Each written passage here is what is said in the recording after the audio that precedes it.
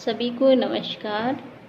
आज की +2 class political science की लेक्चर में आप सभी का स्वागत है। हम लोग लेसन 7 पे चल रहे थे। लेसन को हमने 4 भागों में देखा। आज हम उसका भाग 5वां बनाने जा रहे हैं, जिसमें कि उसके इम्पॉर्टेंट प्रश्न्स और जो इम्पॉर्टेंट पॉइंट्स हैं उन्हें डिस्कस करेंगे। उम्मीद करती हूँ कि लेसन आपको समझ आ चुका होगा। तो आइए देखते हैं इस लेसन के मेन पॉइंट्स कौन कौन से थे। तो उससे पहले हम ये देख लेते हैं कि देखिए, जो जन आंदोलन है इसमें हमने विभिन्न तरह के आंदोलन देखे जो कि हमें आज़ादी मिलने के पहले और बाद में शुरू हुए थे।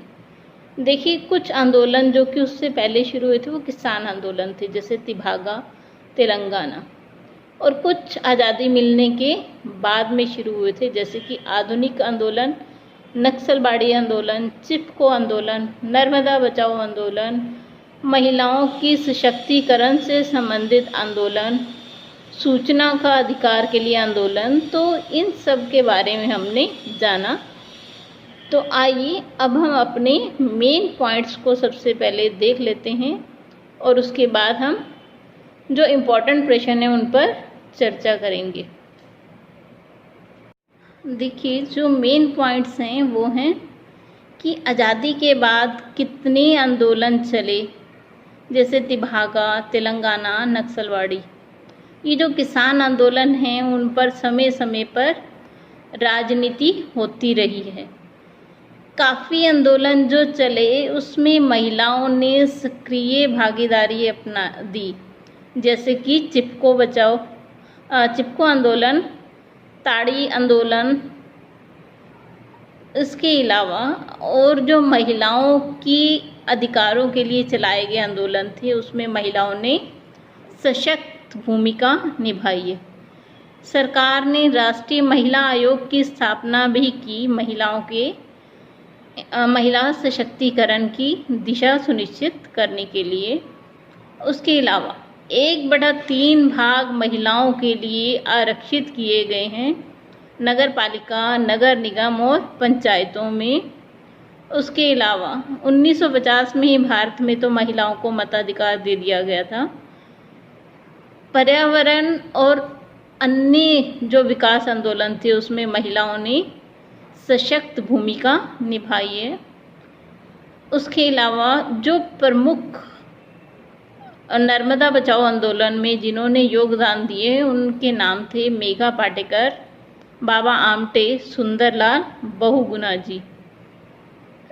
इसके अलावा हमने जो देखा कि दलित पैंथर आंदोलन चला था, उसके लिए सरकार ने मंडल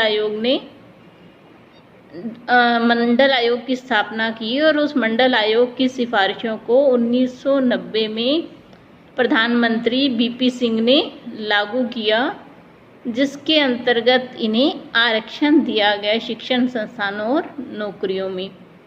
तो चलिए आइए अब हम देखते हैं इस लेसन के मेन प्रश्न कौन से हैं।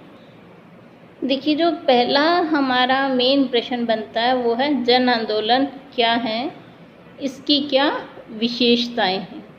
देखिए, आपको जब मैंने लेसन करवाया था तो इन सब प्रश्नों के उत्तर उसमें मिल गए होंगे कि जन आंदोलन क्या है, उसकी विशेषताएं, वो सारी हमने पढ़ी थी।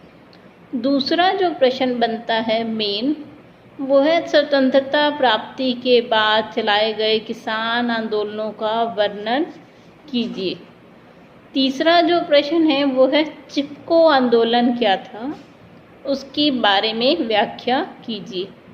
चौथा प्रश्न है हमारा महिला आंदोलन क्या है, महिला आंदोलनों के बारे में विस्तार से चर्चा कीजिए।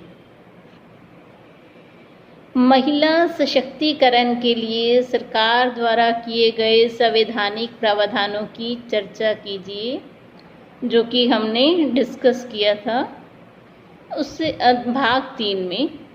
एक और प्रश्न है महिला आयोग के कार्यों का वर्णन कीजिए, वो भी हमने भाग 3 में डिस्कस कर लिया था। मंडल आयोग क्या है, उसकी सिफारिशों को किसने लागू किया। उसके अलावा जो प्रश्न बनता है, ताड़ी विरोधी आंदोलन क्या था और इस आंदोलन को क्यों आरंभ किया गया। उसके बाद जो अगला हमारा मेन प्रश्न है कि जन आंदोलन लोकतंत्र को मजबूत करते हैं या कमज़ोर। उत्तर के पक्ष में अपना तर्क दीजिए। जो हमने पाठ 4 में किया, नर्मदा बचाओ आंदोलन क्या था और ये क्यों चलाया गया और इसमें किसने सशक्त भूमिका निभाई। उससे अगला जो हमारा है, सूचना के अधिकार पर एक टिप्पणी लिखिए कि सूचना का अधिकार क्या होता है और इससे कैसे काम करता है, ये उस पर आपने टिप्पणी लिखनी है। इसके अलावा बहुत से छोटे प्रश्न बनते हैं, जैसे मंडल आयोग की स्थापना कब की गई, चिपको आंदोलन कब चलाया गया, महिला आयोग की स्थापना कब की गई, हम महिला दिवस कब मनाते हैं,